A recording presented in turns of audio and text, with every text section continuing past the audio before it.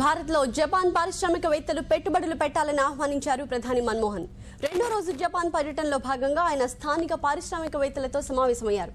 Japan ప్రభుత్వంతో పలు ఒప్పందాలపై సంతకాలు చేశారు.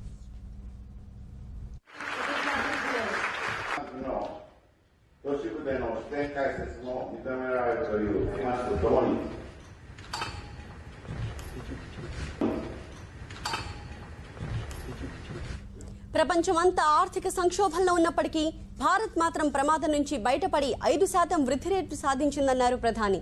హైస్పీడ్ రైళ్లు, ఇండస్ట్రియల్ కారిడార్లపై సమావేశంలో మాట్లాడారు Manmohan. Japanese investments in India in the areas of solar power generation, clean coal technologies and upgrading of brown coal would be greatly welcome. India too has been affected by the difficult circumstances in the world economy.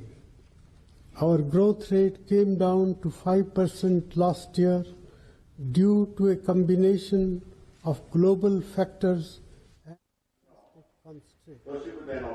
We cannot. ప్రధాని Japan పర్యటనపై TV9 ఎప్పటికప్పుడు సమాచారాన్ని అందిస్తోంది.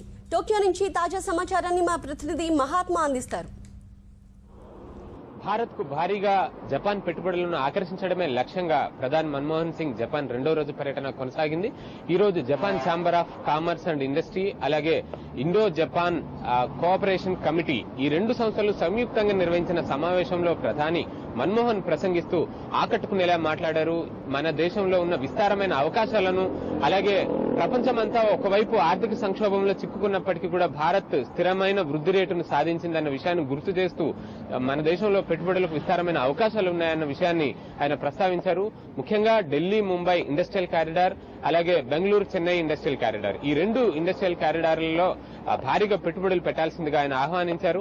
అలాగే మన దేశానికి సంబంధించి ప్రపంచమంతా ఎదుర్కొంటున్న లేదా ప్రపంచమంతా కంప్లైంట్ చేస్తున్న కొన్ని ఇష్యూస్ మీద కూడా ఆయన కొంత క్లారిటీ ఇచ్చినట్టుగానే మనకు కనిపిస్తుంది.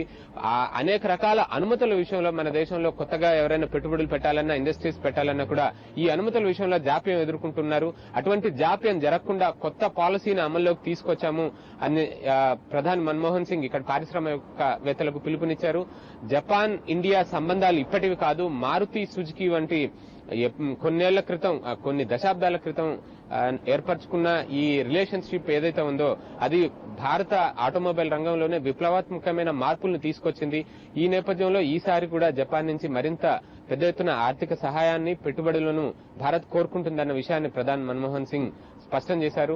దీంతో పాటుగా మన దేశంలో బుల్లెట్ రైళ్లను కూడా ప్రవేశపెట్టేందుకు, అంటే హై స్పీడ్ రైళ్లను ప్రవేశపెట్టే ఆలోచనలో ఉన్నారు. అందుకు సంబంధించిన సాంకేతిక పరిజ్ఞానాన్ని జపాన్ నుంచి కోరుతూ సాంకేతిక పరిజ్ఞానం, ఆర్థిక సహాయం, ఈ రెండింటినీ కూడా జపాన్ నుంచి కోరుతున్నట్టుగా మనకి స్పష్టంగా అర్థమవుతుంది. రెండో రోజు పర్యటన అంతా కూడా ఈ రెండు అంశాల మీదనే దృష్టిని కేంద్రీకరించి భారీగా పెట్టుబడులు ఆకర్షించే లక్ష్యంతోనే మన్మోహన్ సింగ్ ఈ రెండో రోజు పర్యటనను సక్సెస్ఫుల్ గా కొనసాగించారని మనం చెప్పుకోవచ్చు.